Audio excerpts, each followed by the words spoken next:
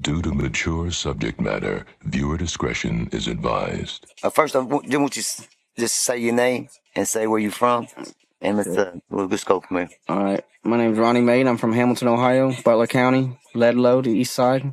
I went to prison in the 9th grade. 10 days into my 9th grade year, got indicted on I got indicted on a felonious assault. And then 27 days later, he died. They hit me with premeditated murder and felonious assault. In 9th grade? In the 9th grade, I was charged with premeditated murder, felonious assault. Yeah, they bound me over as an adult. So I had just got released from a boot camp up in Portsmouth. I just did 18 months on some other charges. What'd you go up there The for? B&E. So you was already fucking around. What made that transition? From probably the age of 12 up, like, they were always much older than me. Like, I was 12 kicking it with 19, 20-year-old dudes riding around in a car where I'm smoking weed, hitting licks. And I was home probably about maybe 19, 20 days. And it was around Christmas time, and my best friend, like, hands down best friend in the whole world at the time, like, he shows up. He's like, "What's up, man? You trying to smoke? You trying to drink?" Like, he's like, "My mom will buy it for us." I was like, "Well, I got a little bit of money. Like, shit, I'll buy her a case if she buys us a case." Cause you're out. Like, all right, I'm 16. My buddy's 15. So his mom buys us a case to buy her a case. So we're going in and out of the bar because they let us in there to shoot pool if there ain't too many people in there. They ain't serving us or nothing, but we're sneaking our drinks in. The lady at the bar, Karen, she owned the bar. So we're in there shooting pool and we're sneaking drinks and shit, and just a couple buddies and just a couple girls from school and shit, and one of the girls' mom. Well, dude walks in, mutual friend of ours, because I know the guy, but he's much older. He's 43 years old. I'm 16 at the time, but I worked in tobacco for him, and I knew his son and shit like that. So I was pretty well acquainted with him. So he starts arguing with my friend and, like, starts getting real aggressive. Like, so Karen's like, she's like, "Hey, bub, you need to get your friend and get out of here, because if the law gets called, I could lose my license, I could lose my bar and get in trouble." I'm like, "All right." So I'm like, "Jerry, come on." So we leave. I live right behind the bar at the time, right across the alley. So we go and hang out for an hour or two, and smoke and listen to the Xbox, like music on Xbox shit. And my mom asked us if we were staying there or we were going to my friend's house because she wanted to lock the door. So we head out. Well, we hit the porch, and he starts walking straight across the alley. I'm like, "What are you doing, bro? Let's go." He's like, "Nah, man, I want to see if he's still there." I'm like, "Leave that shit alone, man." I said, "I just got out of fucking DYS, and you're trying to send me back already." I have a serious problem with personalizing other people's problems. If I see somebody I care about in distress, even though I think could, I don't give a fuck if they think they can handle themselves, if they can handle themselves. Because he has no scratch on his record whatsoever. Never been to JDC at this time. None of that. Says, "Man, I just want to see if he's there." I'm like, "And then what? Let's go. Let's go this way." And he's like, "Nah, I gotta go." So, like, I walk with him. He peeks his head in the bar, sees him. Well, evidently dude sees him too, because he starts coming out the bar. They get to arguing again, but there ain't nobody in the parking lot. Oh, let me rewind a little bit. Before we left my porch, he grabbed a club. It was a support beam to the ISO, like in a trailer, like that little awning that comes out. The support beam from the ceiling. So it's like cut off like better than a pop can, straight edge off. Right. And it's probably like yay long, So he grabs that, and I grab a rubber mallet. So we walk to the bar, and all that other stuff happens. Starts getting real aggressive. Well, I see dude, and I'm watching him, but he don't see me because I'm on the corner of the bar in the building, like in the cut. And he's slowly approaching with his words. Like, each word, he's like kind of stepping closer. And I know what he's about to try to do. He's trying to snatch my friend up, like, or catch him off guard. Sure enough, he does. Like, he gets close enough. He lunges at him. My friend freezes up. I was like, fuck it. I lunged and smacked him with a rubber mallet. Boom. He hit the ground. Well, that's what I remember. And I didn't even think I hit him that hard, but if you read a study on it, it says a rubber mallet is more lethal than a steel fucking E-swing because it absorbs all the impact. When I went to turn to run, he like grasped on my pants leg, but like all the realization in the world was sitting in. I was so like, I don't know, like raged or something because the realization was setting in so quick. Like, damn, man, that's the rest of my life, man. That sounded like a 22 going off. I know something broke, and then the blood was like a thick, gooey, yellowy, red, like, yeah, something serious was the wrong type of blood. Yeah. So I'm like, damn, man. So I guess I blacked out and hit him 31 more times. But like, I lost my cool because I'm like, fuck. In my mind, I'm thinking like, damn, man, that's the rest of my life, man. Fuck. And I just let go. And I hit him 31 more times. Two-time registered sex offender. Been to prison twice for it. The whole matter was he was threatening to do some shit to my buddy's mom, and I didn't know all this at the time. That's why they were in their little altercation. But like, so what was he doing during his time after everything happened? Yeah, shit, he got the same charges. I went to prison in 2007. Under old law. Under the old new law. My first offer was 15 to life. And if people don't know what 15 to life is, because it's in Ohio. In Ohio, 15 to life is you do 15 years, you go in front of 5 people. They take a vote. If you get it, you go to Columbus in front of 3 people. They take a vote. It's called the old law. They never let old law inmates go because it's job security. I pled out to 13 years, 9 years voluntary manslaughter, 4 years felonious assault. But with me, I'm like 15 to life, lie today again. 13 years, 29. I'll step out at 29. Run it. Be home when I'm 29. That's what I did. I come home when I was 29. That what'd your boy get? 13 years. I did 14 and a half months in the county fighting my case. I went 9.5 years without hearing my sister's voice. I went 7 years without seeing my dad's face. Went 4.5 years without a visit from my mom, but I still got phone calls from my mom. But like, imagine that 9.5 years without seeing her sister's handwriting, hearing her voice, seeing her face. But none of that. 9.5 years. You feel like you deserved what you was getting? What's the 13 years? Yeah. Absolutely. I took someone's brother, I took someone's son, I took someone's cousin, I took someone's uncle. I took a life. Yeah. You know what I mean? Like, it's justified. I show empathy and remorse for the family because in this world, you make an action. Yeah. There's a reaction. So you have to take what's coming with that. Starting out, I started out at Lebanon. You can Google it. It's one of the top, most dangerous, gang-affiliated, like fucking violence prisons, level 3. And you're what age? 18 years old when this happened. I'm in the jungle. So the third day in, I fought a dude. The third day in, I fought a dude that would have to duck to walk in this basement. Or, you know what I mean? Like, I just thought he was some fat dude in a chow hall smile, right? So we're in a chow hall, and he gets to talking reckless to me, and I'm like, man, fuck you. You got life fucked up. So he punched me in the eye. It swells it all the way shut. I was 18 years old. I was a little cut-up ass white dude, but hey. How much you weigh? $110. I was 5'2". I couldn't grow facial hair. Lebanon is 3 ranges, right? So they let escort people out for showers. They got them shackled and shit. This dude steps out of his cell. He looks like he's got half basketballs as his pecs and Mountain Dew cans as abs, right? But, it got me a lot of respect because he ended up, although he was like one of the top ranking blood and I had to fight his brother, then I had to fight his cousin. And then 10 years later, I run into the same motherfucker and I had to fight him again. 45 days in the hole because nobody told me, which it wouldn't have mattered. Disrespect is disrespect. Right. Like, in a chow hall, it's 45 days in a hole. In a block, it's 7 days. On the yard, it's 90. So I'm in a chow hall fighting this. I do 45 days in a hole, which they call that an LC, time-wise, right? I get out the hole. Turns out dude's a blood. I'm walking down the corridor to go to the vault to get my property. His brother steals on me. I beat his brother's ass in the corridor. But I didn't get to go get my property. I went back to the hole. But even put me in the same cell. And since it was in the corridor outside, it's considered chow hall area. I do another 45 days. So like my first 100 days, 90 of it was in a hole. Right? And I don't know about anybody else, but the thought in my mind was, I'm going to do everything I can to do to stay alive.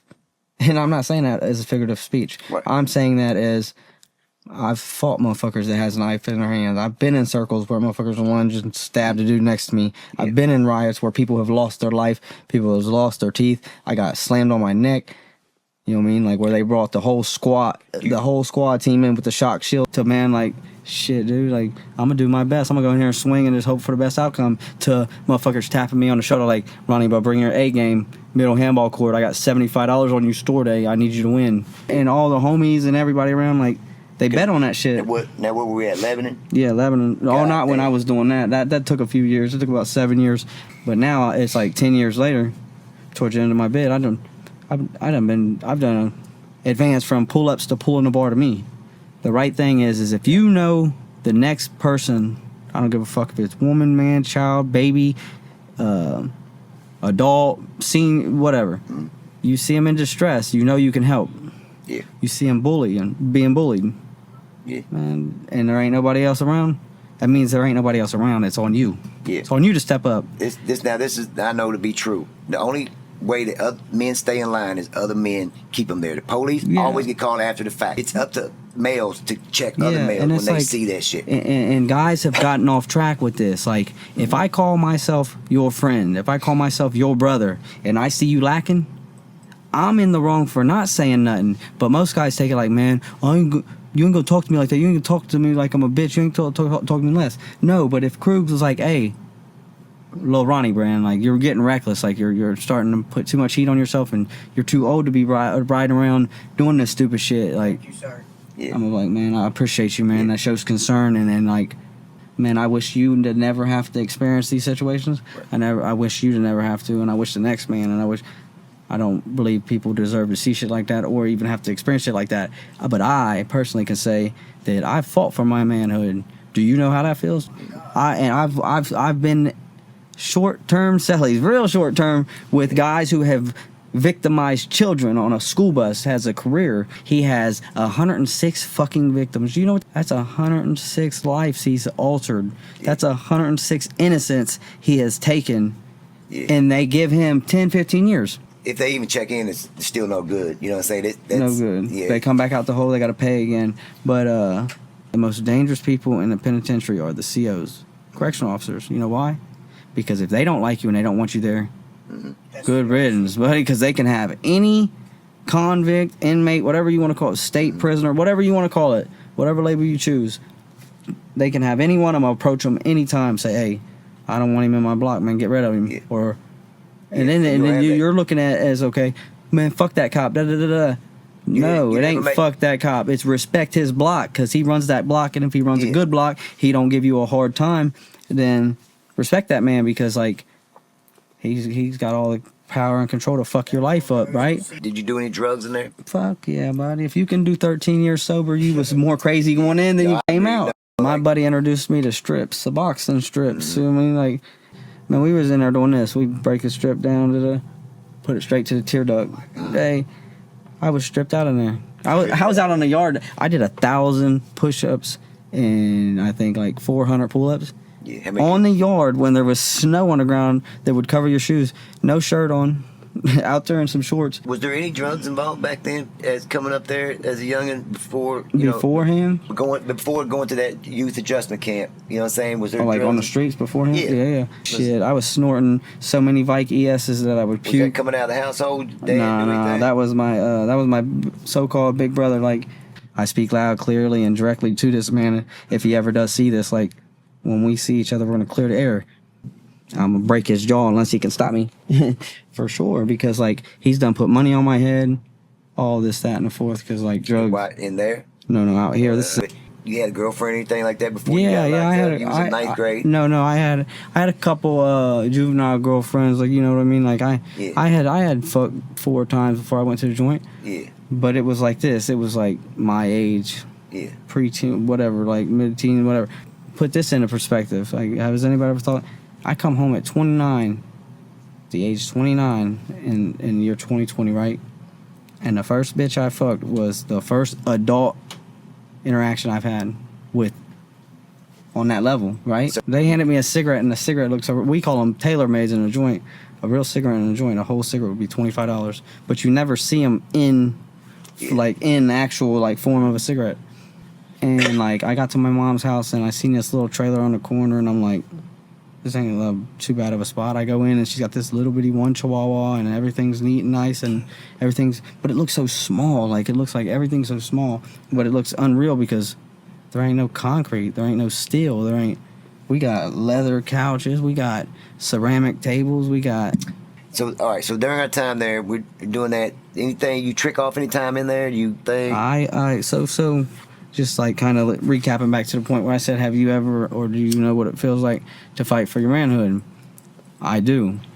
You know, well, we call them booty bandits is what we call them. Yeah. So that's what we'll call him. Probably like 2 days after my 20th birthday, right, in Lebanon.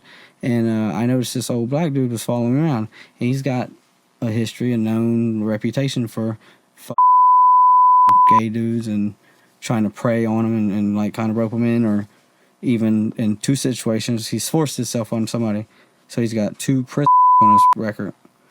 So I'm standing at the shower, and we got what you call a buddy system. It ain't about being a hoe. It ain't about being. You can be the most powerful, respected, dangerous man in the joint. I bet you he's got his homie standing with him at the shower, because it's 3 shower heads, and it's 3 in, 3 out. Your asshole naked, elbow to elbow. Yeah, man. One rule: don't look down, bro. Yeah. Motherfuckers in there carrying full-fledged conversations. You know what I mean? That's the hole where they pray. Yeah, absolutely. That is the most dangerous area in the prison You're system. at the most vulnerable spot you could ever be. Yeah, you're butt naked around a bunch of dudes that are in here for serious capital offenses, murders, robberies, kidnappings, tortures, all that. You name it. Right? So you got a homie with you. Yeah. So like, okay. So with that being said, now in prison, strings are attached to everything. Don't give a fuck what it is. The politics are different. So you have to always maintain and like reinforce if not your prey. We are going to prey on you, and we're going to find weakness. And if we can find weakness, any type of crack, then you can be eliminated. So guess what? We need your money. Yeah. We need you to exploit the shit out of it. Yeah, every bit of it. If not, then just pack it up. You must want to go live somewhere else. I'm like, okay, man, he spoke it into existence. All right, now I got to do something. Like, so they got a back corridor and a front corridor, or like the steps, like staircases. Inmates, convicts, etc., whatever, don't use the back stairwell. Only COs do when they do their key round. When they check the cells and look at all the cells, at the end of the range, they key a box. And it lights up red, and it sends it to central office saying that they made a round, everybody's alive, everybody's healthy, whatever, well-being, right? Well, I said, okay, so once the CO does the round, if I run up the back steps, he comes up the steps after me, then it's sure thing. He's following me. He's trying to wait for an opportunity, right? But if I time it right, by time the CO hits the second landing and I shoot up to 3, I'll make it up to 3 behind the stairwell before he wraps around and sees me. So will dude.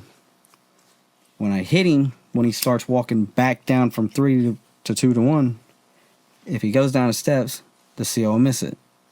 If I got my homie on 3 looking down at me and I'm on 2, when he puts his thumb up, I ain't got to look around the wall to hit dude. I just know, do it. It's going to time right. It's going to smack him.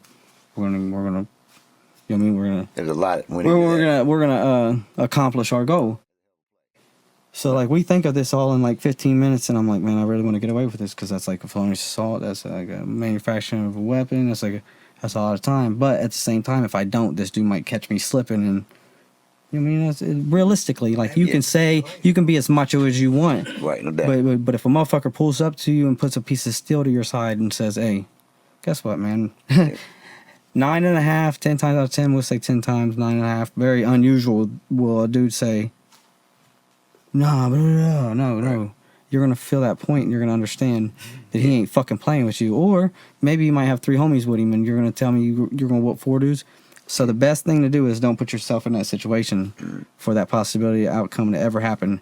Just so happened, we'll sum that up. The black dude, I smacked him twice with a lock on a belt and split him open. I went to RIB and I said, look, man, I'm not going to say anything other than the look in his eye said I had to react appropriately, or there was going to be a specific outcome that I didn't want. So do what you got to do. You be in my shoes. Tell me, what would you do? You're 19, 20, 21 years old. This man is trying to and he might accomplish it if you don't react. How old was he? The old man, probably 50, 60. I swung that lock and I smacked him in his forehead and he fell back down the steps. And he was barely knocked out. Now, I had enough time to go to one of my homies' cell, wash the fucking lock off real good. And in Lebanon, they got the paint, like the glass windows, but they're in like the little square sections and it's got the steel frame. I stood by the door and I launched this lock outside the prison system. I got it over the fence though, you know what I mean? Like through the window, right? And then the belt, I flushed down the toilet. Washed my hands real quick. Man, if they come in a cell and they don't see blood, they ain't doing no investigation. I've been in a room where there was 10 of us. We was conversating and politicking about money, territory, and so like, and then one of the dudes that we were talking to, this dude didn't have no rhyme, no reason, no nothing. Nobody had any type of sign of this was going to happen or any type of forewarning, anything. Dude just spazzed out and he was like, fuck it, took it. This is how I like to do things. And stabs him in the neck. And my homie laid there on the floor and bled out. Died in the gymnasium at a fucking prison. If I don't see something coming and I'm just like, and you don't have no reason to believe that I'm capable or if I even would, and I'm just like, fuck it. Man, I'm not going to sit here and lie. Like, I wouldn't have been no better. He would have got me, right? Oh, well. I've been in situations where a 37-man riot fight breaks out and, dude I had some beef with a couple of days before. Like, I actually fought him, fist fought him, but, like, a couple of days go by and a riot breaks out and I'm stuck on it. And they say in prison, if you're involved in a riot, then you're involved in a riot. If you ain't involved, go to the nearest wall, put your back to the wall, put your hands above your head and interlace your fingers. So, like, it ain't deemed weakness or nothing. It's like, shit, there's 40 motherfuckers fighting. God knows what they're going to charge them with. God knows what they're going to do with them. Some of these dudes, they're going to cuff up and take in the back of the infirmary and beat till they're black and blue. Some might die behind this at the CO's hands. You know what I mean? Like, so if it's unnecessary for me to be involved in this and I could clearly just, you know what I mean, separate myself from it, then do that. Well, dude, I had fought a couple days prior to, like, he's walking towards me. He said, oh, yeah. He looked at me. He said, oh, yeah, but you seen that look on his face. Like, yeah, bitch, I got you now. But he had a piece of glass in his hand. Well, he underestimated the situation because I don't care what prison I'm in, who I'm around. I ain't walking out my cell without a piece of steel. So, like, I don't even fuck if I'm going to the library. I got a piece of steel in my waistband. You never know what's going to pop off. And I know, as far as me, I've done fought with the Bloods. Done called the whole group of ABs bitches and bottom feeders. But, like, that's a whole other story. And then like, he just went to the infirmary and healed up, and they did an investigation on him, and, like, they asked me some more questions, like, hey, do you want to do this, that, and the other? And fuck no, I don't want to do no rape. Can't touch me. Where? Get away from me, dude. Well, you're saying, like, we want to protect you from what is about to happen. If I want to say something about it? No. He said that on the way down the steps, he had shoulder bumped me real hard, and he said it was my fault to say excuse me, and he was trying to give me guidance. And I spazzed out on him. Did you ever see him after the incident? No, never, not no more. But, like, fuck no, he's chasing little white boys around the joint. Probably still to today. He's probably dead by now. Honestly, you get a reputation, like, don't sneak thief in there. Thieving and taking is something different. If I say I don't like your charge, I feel like you're a bitch, and I want your TV, you willing to fight me for it? And a guy is willing to fight me for it and he holds his own, but we're going to leave him alone because he proved his art. Like, he's going to fight for pushover, right? Now, if I see a guy that won't, I got me a new duck. Right. Nah, you usually, like, get a good read on the person before you attempt it. Like, it ain't so much as picking shots or, like, it's like, you don't really try to do that to a guy that's in there for, like, a average crime or whatever, right? But, like, people show honor and, like, nothing but sex offenders. That's it. I don't care if you checked in from the next joint.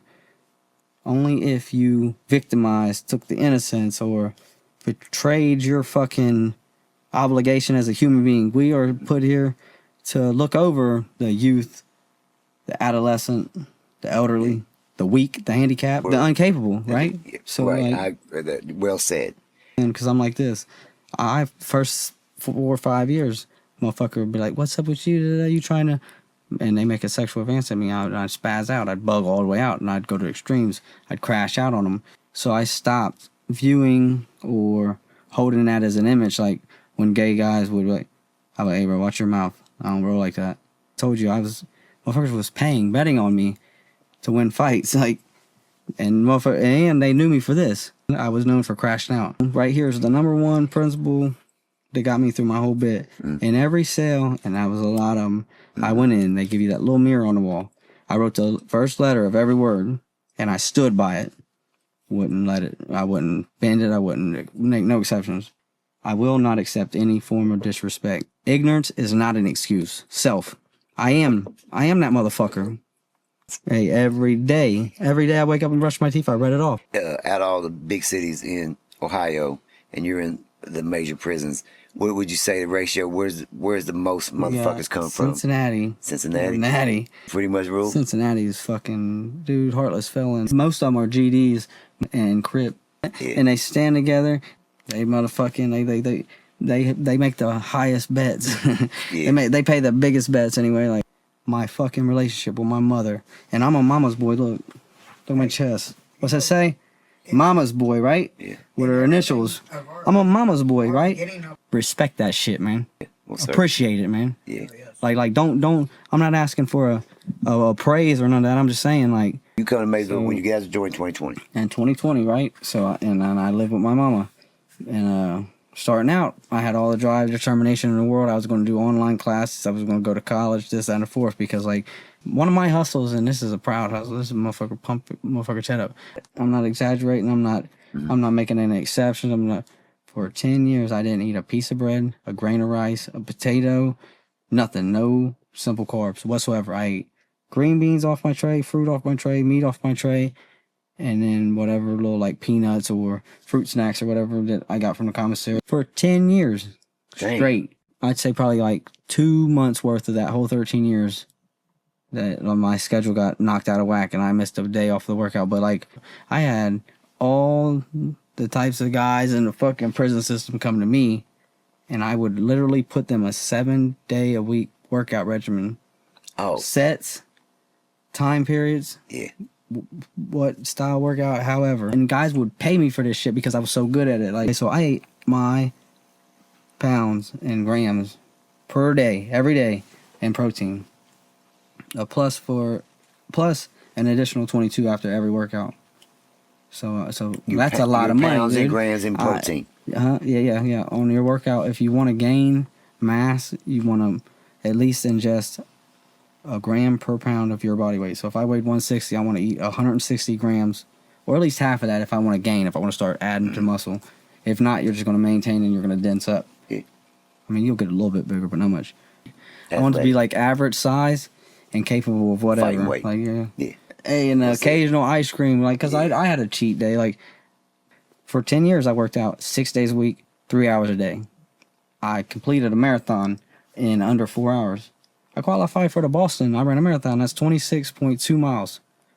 I could jump up. I'd do 30 pull-ups. I'd touch my chest to the bar, come all the way down, go all the way up, and do 30 of those. Jump down and count to 45. Jump up and do 30 chin-ups.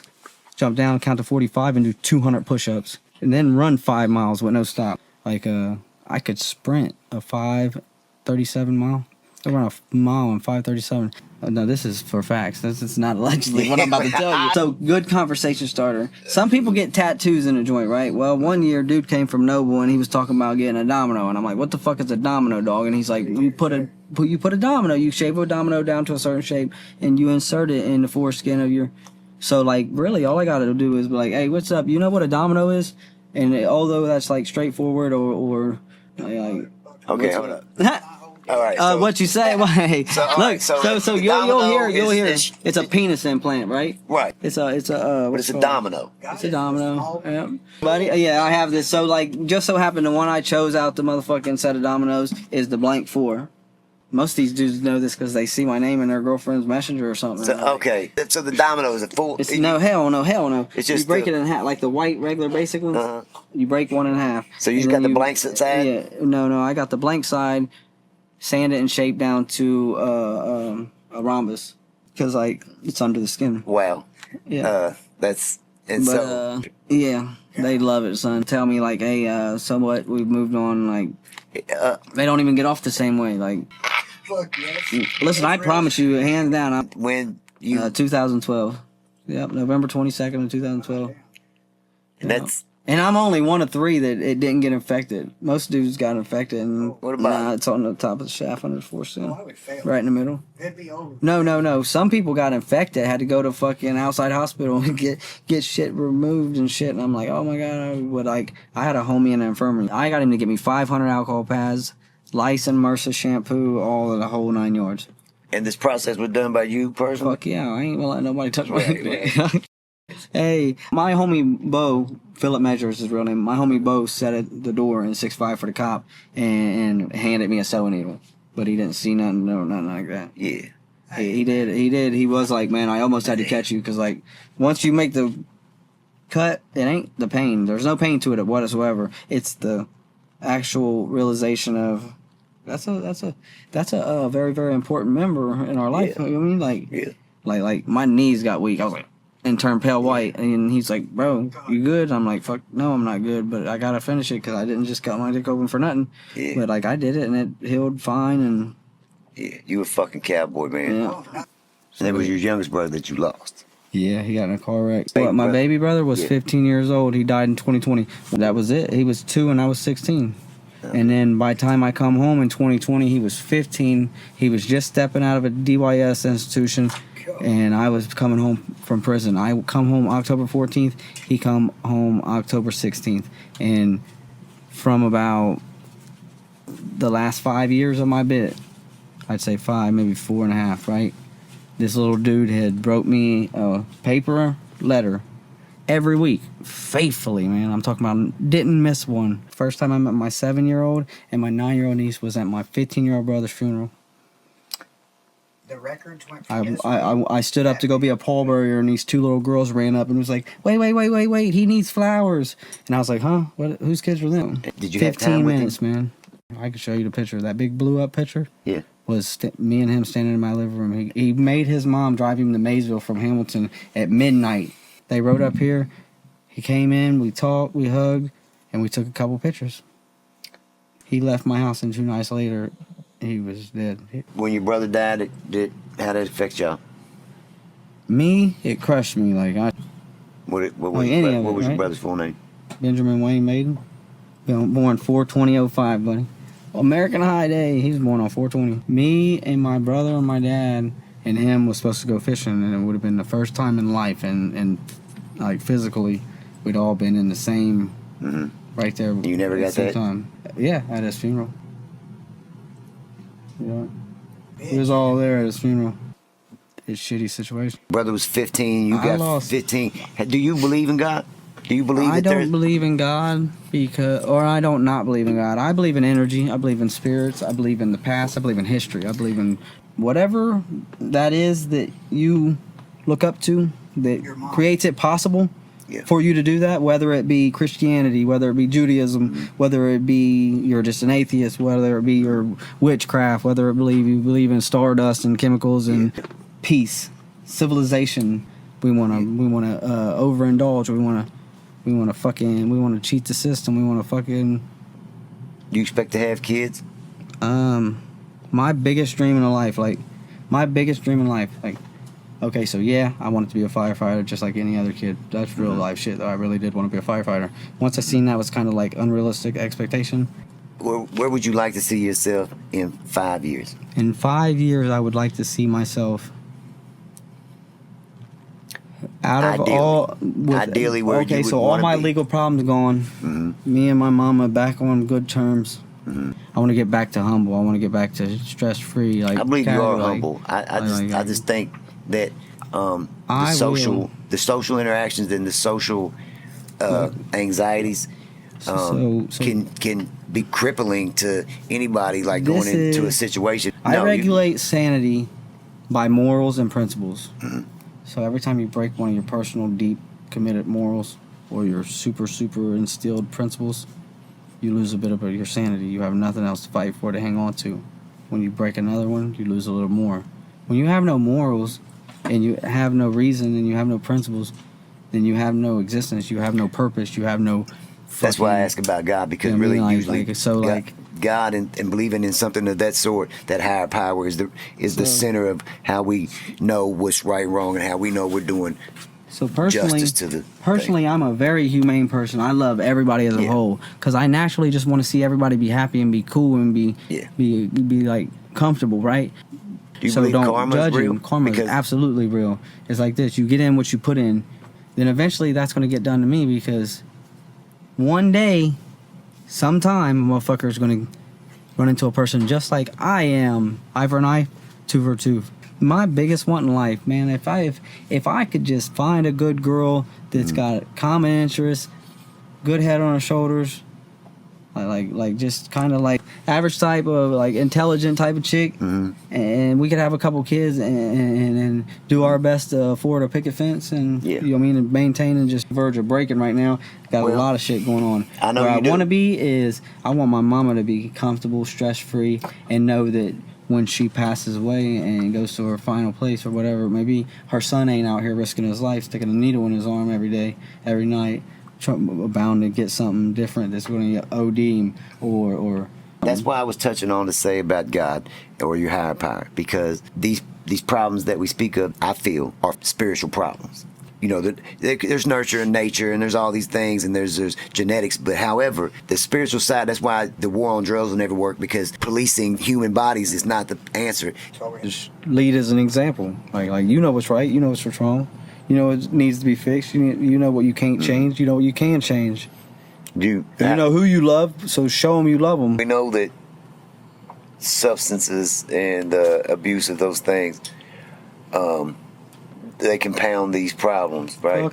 I honestly can't tell you that I believe I can live sober. I don't think I can, because the sober I get, the more demons I get. Like the reminders, the reasons they say, man, the clearer. But I'm trying to explain to these people, the clearer. I remember the shit that makes me want to do it in the first place, like having to sit in a 4-man cell at Warren and watch my bunkie by my other 2 bunkies for 45 minutes.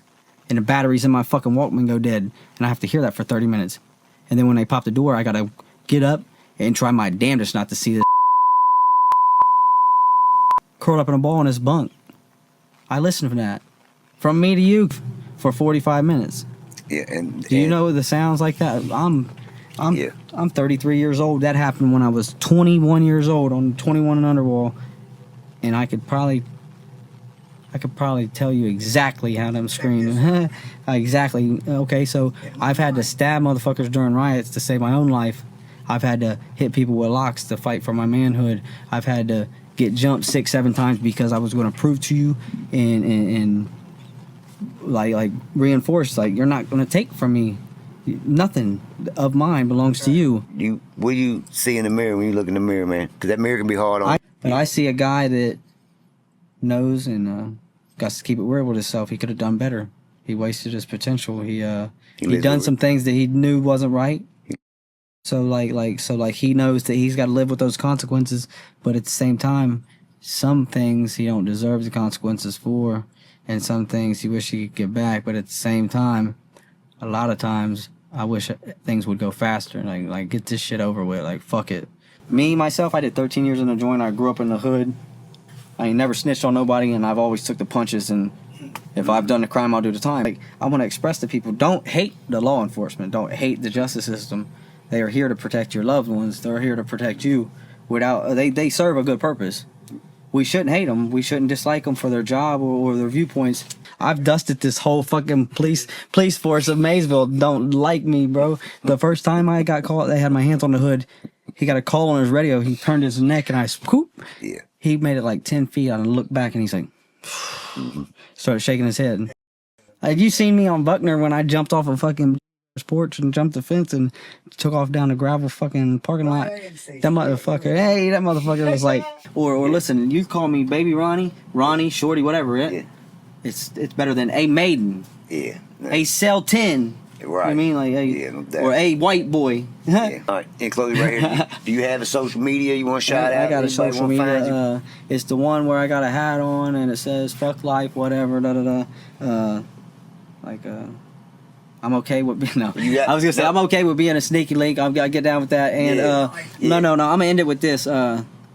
If you feel like I've done something wrong or or unacceptable, or you've heard, or someone's told you something bad about me, man, or you're looking at this video one day and you're watching it and you're thinking there's any reason, then it ain't a big town, man. Come find me. Come find me and get it off your chest. Shout out to Angie Jen. I'm sorry, so sorry for saying what I said about that. I love you. I love your daddy. He was a good man, and I shouldn't have said that shit. I'm sorry. From the bottom of my heart. There it is. That's what I think. You know From the heart. Hey. Yeah, man. You whip up my appetite. That's right.